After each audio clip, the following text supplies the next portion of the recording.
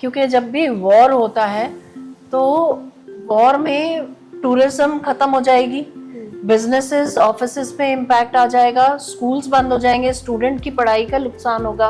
और बाकी के जो प्लैनेट्स हैं वो अभी भी, शुक्र अभी भी मीन राशि में है, शनि भी मीन राशि, शुक्र ट्रांजिट कर जाएंगे 31 मई को। जाति पूछ पूछ के मारा गया है, कितने बेइज्जती करके मारा गया है, कितनी ह्यूमिलिएशन के साथ मारा गया है। हालांकि सर्जिकल स्ट्राइक उस समय भी हुई थी और मोदी जी ने उस समय में भी एक्शन लिया था, लेकिन मैं ये बोलूंगी ग्रह स्थिति उतनी स्ट्रॉन्ग नहीं थी कि युद्ध में परिवर्तित हो जाए। पर अब तो बिल्कुल महाभारत की सी स्थिति एकदम हमारे सामने खड़ी है।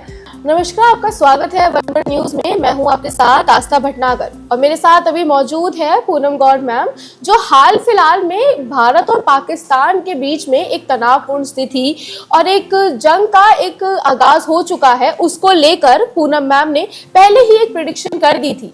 तो चलिए सीधा पूनम मैम के पास चलते हैं और उनसे बात करते हैं इस विषय में। मैम, आपका बहुत बहुत स्वागत है।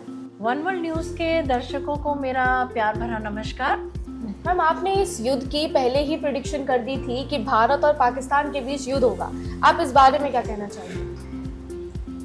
बिल्कुल, जो मैंने पिछला एपिसोड रिकॉर्ड किया था वो भविष्य मालिका से भी था और थोड़ा सा एस्ट्रोलॉजिकल कॉम्बिनेशंस देख के भी मैंने कहा था, क्योंकि कुछ एक सात ग्रह हैं जो थोड़ी सी महाभारत वाले युद्ध की जो स्थिति में थे उसी स्थिति में दोबारा आ रहे हैं, तो थोड़ा बहुत युद्ध की स्थिति बनती है। तो मतलब भविष्य मालिका में भी ये कहा गया है कि भारत के जो पड़ोसी देश हैं, स्पेशली पाकिस्तान के लिए कहा गया है कि इनके साथ युद्ध होगा इस तरह से। और बाकी का धीरे धीरे करके उसमें तो ये भी लिखा है कि विश्व भी इंक्लूड हो जाएगा और विश्व युद्ध होगा, तृतीय विश्व युद्ध होगा। और उसके बाद में ये विश्व युद्ध जो है 6 साल तक चलेगा या धीरे धीरे करके ऐसे चलेगा, और फिर उसके बाद में सतयुग आएगा, फिर सतयुग का प्रारंभ होगा। ये था कि अभी ये जो मंगल का साल है 2025, तो इसी की वजह से ऐसा माहौल बन जाता है ग्रहों की वजह से कि आपस में युद्ध के अनुमान लगाया जा रहा है।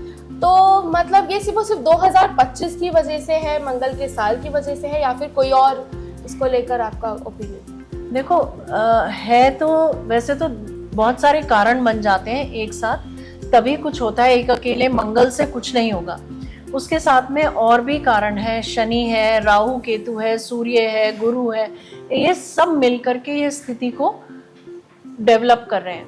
अब शनि का ट्रांजिट हुआ 29 मार्च 2025 को। अब उसमें उसके बाद से आपने देखा होगा कितने लोगों के साथ फायर हुई है। मंगल ने भी ट्रांजिट किया अपनी नीच राशि में, सूर्य अपनी उच्च राशि में आ गया। सूर्य भी गर्म प्लैनेट है, मंगल भी गर्म प्लैनेट है, शनि वैसे ही उग्र है।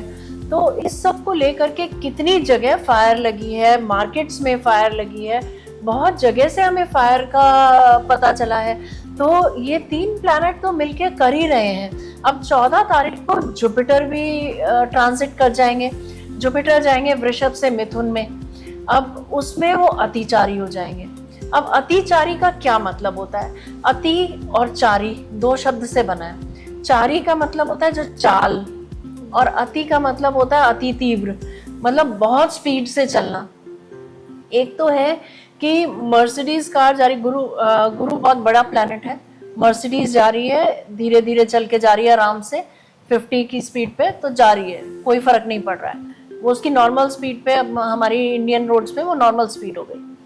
लेकिन अगर वो बहुत स्पीड से चलना शुरू कर दे तो आसपास की कार्स को उसकी जाने का पता चलेगा, आभास होगा कि कोई स्पीड से निकला है, और सब शेक करेंगे। तो वो जो शेकिंग है वो थोड़ा सा गुरु प्लैनेट देगा। और गुरु के 14 तारीख को जब गुरु ट्रांजिट कर जाएगा मिथुन में, 18 तारीख को 18 मई को राहु केतु ट्रांजिट करेंगे। तो राहु अभी मीन में है, मीन से कुंभ में आ जाएगा, और केतु जो है वो कन्या में है, कन्या से सिंह में आ जाएगा।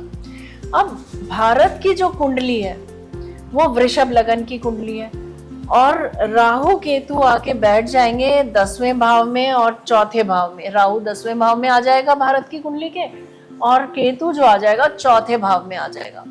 अब ये जो है ना बड़ी समस्याजनक यहाँ पे स्थिति आ जाती है। साथ में गुरु चला गया मिथुन में। अब शनि और बाकी के जो प्लैनेट्स हैं वो अभी भी, शुक्र अभी भी मीन राशि में है, शनि भी मीन राशि, शुक्र ट्रांजिट कर जाएंगे 31 मई को। तो ये सारे जो ट्रांजिट, जो आपस में दृष्टियां जो पड़ रही हैं गोचर की, ये बहुत कठिन दृष्टियां पड़ रही हैं और एक दूसरे को लेकर के अब केतु और मंगल दोनों एक साथ आ जाएंगे कुछ समय के बाद। और जब केतु और मंगल एक साथ आ जाएंगे, केतु गर्म प्लैनेट है ना, और केतु भी वो है अग्नि की तरह से है और मंगल भी अग्नि तरह से है, तो मिसाइल्स का रूप ले लेते हैं ये। और कहाँ पे है, 4th हाउस में आ गया भारत के। भारत का 4th हाउस मतलब भारत का अपना घर, हमारे अपने घर में। तो इसका मतलब ये लड़ाई की सी जो स्थिति है, मिसाइल्स वगैरह का चलना, ये सब इसी वजह से थोड़ा सा होगा। और साथ में राहु बैठा है, तो ये जो स्थिति आ रही है, राहु की दृष्टि भी पड़ रही है, तो ये काफी वैसी स्थिति हो जाती है। और थोड़ा जुपिटर है, जुपिटर लगन में अभी बैठा है, तो भी उसने थोड़ा सा नियंत्रित किया हुआ है चीजों को। और उसके बाद सूर्य आके लगन में बैठ जाएगा, तो सूर्य भी राजा जो है, जो प्रोटेक्शन देगा, वो पब्लिक के लिए मेजर प्रोटेक्शन होगी। यहाँ आके भारत थोड़ा सा सेफ हो जाता है, क्योंकि जब गुरु की और सूर्य की यानी राजा की प्रोटेक्शन उसे मिल रही है, तो यहाँ आके थोड़ा भारत सेफ हो जाता है, भारत के लिए लकी रह जाता है कि भारत को प्रोटेक्शन मिल रही है एक राजा की, गुरु की। तो उस वजह से काफी हद तक हम स्ट्रॉन्ग पोजीशन में हैं अगर मैं देखूँ तो भारत की इस युद्ध में क्या स्थिति है? मतलब पाकिस्तान के साथ ये जो वॉर अगर होगा तो मतलब क्या, कितना नुकसान हो सकता है, किस स्थिति पे भारत आ जाएगा? देखो, नुकसान का तो कोई हम अनुमान वाकई नहीं लगा सकते, क्योंकि जब भी वॉर होता है तो वॉर में टूरिज्म खत्म हो जाएगी, बिजनेसेस, ऑफिसेस पे इम्पैक्ट आ जाएगा, स्कूल्स बंद हो जाएंगे, स्टूडेंट की पढ़ाई का नुकसान होगा। इसी तरह और भी चीजें, महंगाई बढ़ जाएगी, तो और त्रासदी हो जाएगी ये तो जनरल पब्लिक के लिए। तो इसका तो नुकसान का हम कुछ हुए, और जो जान माल का नुकसान जाएगा वो अलग जाएगा, क्योंकि इतनी एक्सपेंसिव हथियार ऐसे सस्ते तो नहीं आते हैं, इतनी मिसाइल्स वगैरह चलेंगी, उस पर भी हमारा पैसा लगा हुआ है, धन लगा हुआ है, तो वो भी लगेगा। तो नुकसान तो दोनों तरफ से होगा, है ना। और मैं ये कहूँगी पाकिस्तान में तो पहले ही इतनी त्रासदी थी, उनको तो और ज़्यादा फील होगा, पर भारत फिर भी स्ट्रॉन्ग पोजीशन में है। एंड क्योंकि इतना बड़ा साइज है और इतनी पॉपुलेशन है, तो उस वजह से भी, और इतने सारे लोग इकट्ठा हो जाते हैं, तो वहाँ पे जो मनोबल है वो बढ़ जाता है। तो ये है, पर मैं ये कहूँगी फिर भी भारत बहुत स्ट्रॉन्ग पोजीशन में है और बहुत कुछ जान माल का नुकसान नहीं होगा, क्योंकि गुरु और सूर्य दोनों प्रोटेक्ट कर रहे हैं। भारत को इसके साथ साथ नेगेटिव प्रभाव तो पड़ ही रहे हैं, तो इसमें कुछ भारत को कोई फायदा होगा इस युद्ध के बाद? उसकी क्या स्थिति है?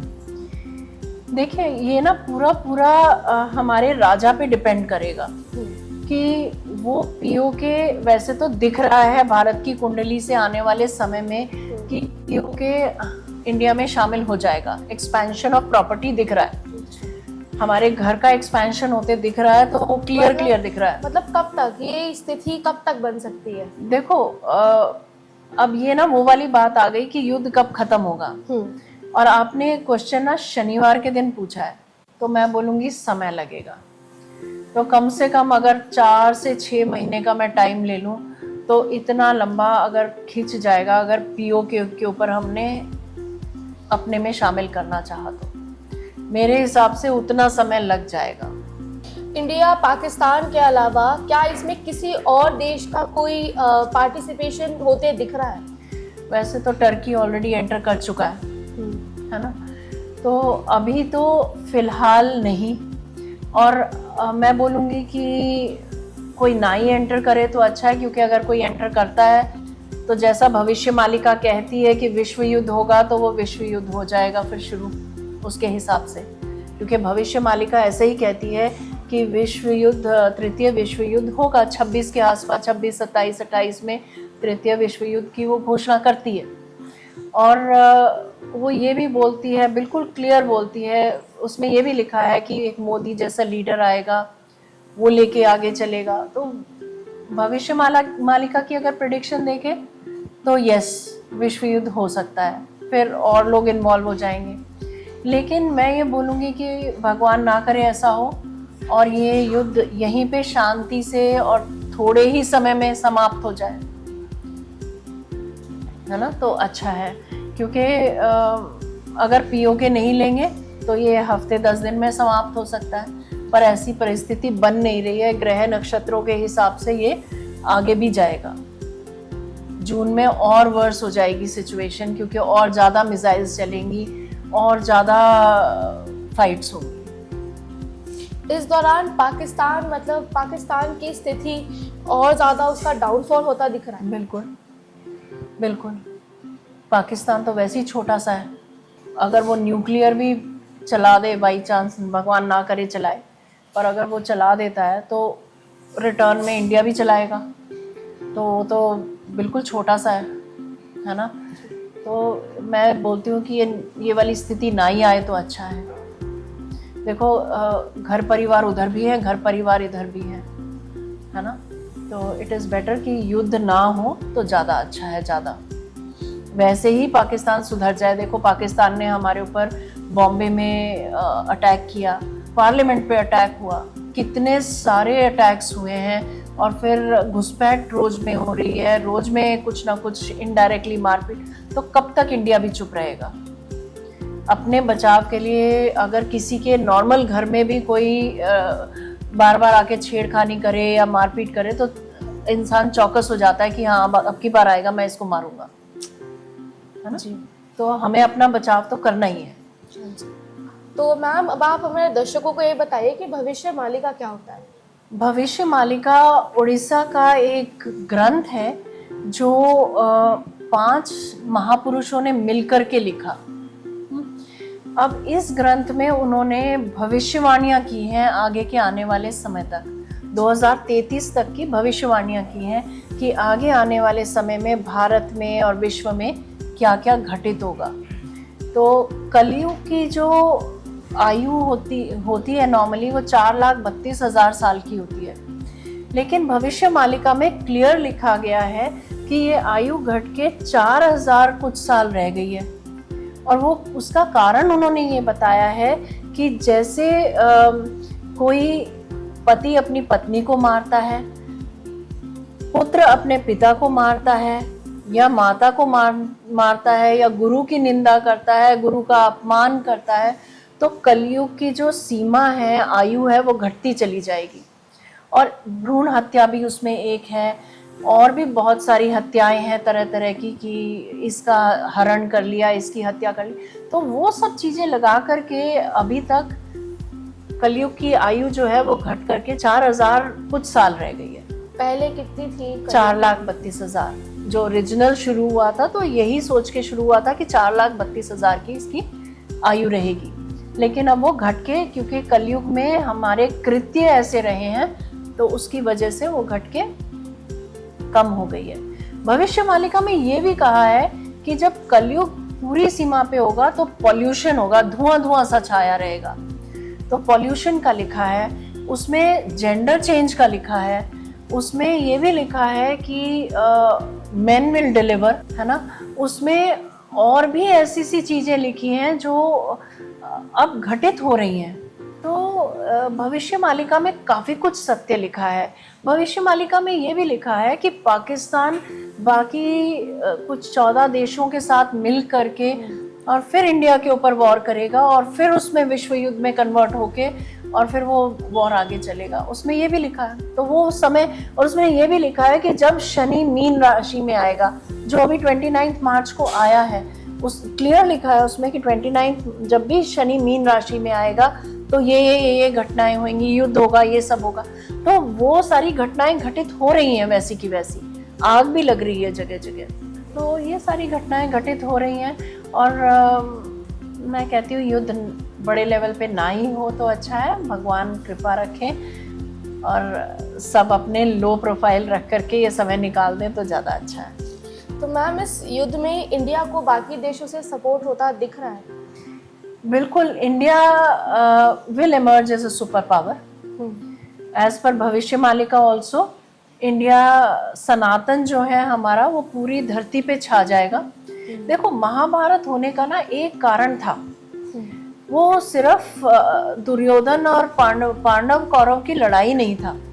पॉपुलेशन इतनी ज्यादा बढ़ गई थी कि बेअंत की वो समा ही नहीं रही थी किसी भी तरह से। तो उस चक्कर में जब पॉपुलेशन ज्यादा बढ़ जाती है, हमेशा वॉर की स्थिति आएगी, इतनी खिचपिच हो जाती है तो वो वॉर होता ही है। उसमें जरूरी नहीं है कि हिंदू मुसलमान हो या क्रिश्चियन हो या कोई पारसी हो, नहीं, अगर सारे हिंदू भी हो ना और जनसंख्या बढ़ जाए तो भी युद्ध हो जाएगा, जैसे कौरवों पांडवों में हुई, एक ही फैमिली में युद्ध हो गया। तो ये भी अभी भी जनसंख्या इतनी ज्यादा बढ़ गई है पूरे विश्व की, तो वो युद्ध इसीलिए हो रहा है क्योंकि किसी को तृप्ति नहीं मिल रही है थोड़ी भी चीज में। तो महाभारत के टाइम पे जो ग्रहों का चाल थी अभी भी वही बन गई है? बिल्कुल, 7 प्लैनेट्स बिल्कुल वैसे ही बैठे हैं जो महाभारत के टाइम में गोचर में थे, तो बिल्कुल वैसे ही बैठे हैं। अब इस युद्ध के बाद इंडियन इकोनॉमी पे कैसा प्रभाव पड़ेगा? वैसे तो भारत की कुंडली वृषभ लगन की कुंडली है और इकोनॉमी बहुत अच्छी रहेगी और बहुत ही, मैं बोलूँगी, इंडिया तरक्की के रास्ते पे चलेगा। इंडिया को इतना ज़्यादा फाइनेंशियली नुकसान नहीं होगा जितना लोग सोच रहे होंगे कि वॉर से होगा या कुछ होगा, पर हमारी सेना वाकई में अपने आप में सशक्त है, तो इकोनॉमी को इतना ज़्यादा फर्क नहीं पड़ेगा। आने वाले 6 महीने में भारत किस स्थान पे होगा, मतलब उसका क्या होगा? क्योंकि जैसे कि आने वाले कुछ टाइम बाद 2026 लग जाएगा, तो उसमें भारत की दशा कैसी होगी? वही वहाँ पे मेन क्वेश्चन आ जाता है कि सारा विश्व युद्ध में जुट जाता है या अकेले भारत पाकिस्तान होते हैं। तो अगर अकेले भारत पाकिस्तान की लड़ाई है तो ये युद्ध खत्म हो जाएगा। मेरे को लगता है 4 महीने, मैं बोलूँगी, भगवान खत्म कर दे, है ना। जो पीओके लेना है वो पीओके लेकर के 4 महीने में खत्म कर दे तो लड़ाई खत्म हो जाए, इससे आगे ना जाए विश्व युद्ध तक, क्योंकि बहुत ज़्यादा फिर नुकसान हो जाएगा। मैम, ये युद्ध भारत के लिए काफ़ी, मतलब उसको जीत पाना काफ़ी आसान लग रहा है क्योंकि दशा के हिसाब से। बिल्कुल आसान लग रहा है, लेकिन मैं कहूँगी कि हाथी को भी कभी चींटी को कमज़ोर नहीं समझना चाहिए।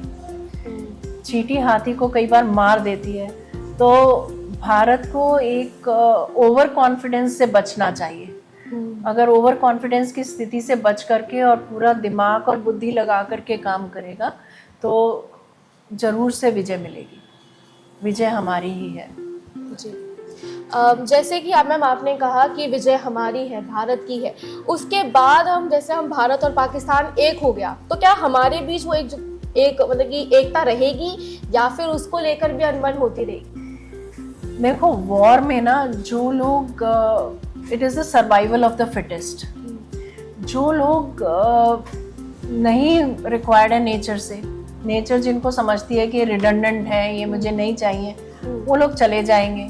और भविष्य मालिका भी कहती है जो लोग भगवान को मानने वाले हैं, जो लोग अपने अपने तरीके से, चाहे अल्लाह है, चाहे भगवान है, चाहे यीशु मसीह है, जो मानने वाले हैं, दिल से मानने वाले हैं, वो सब सरवाइव करेंगे, वो सब आगे जाएंगे। तो अगर वो सिचुएशन होती है तो भारत का विस्तार तो दिख रहा है कि भारत का, हमारे देश का विस्तार होगा, तो उस स्थिति में एक हो जाएगा और सब प्रेम हो जाएगा। फिर मनमुटाव नहीं रहेगा क्योंकि सब एक ही तरह के, एक ही फ्रीक्वेंसी पे वाइब्रेट करने वाले लोग रहेंगे, फिर मनमुटाव नहीं आएगा।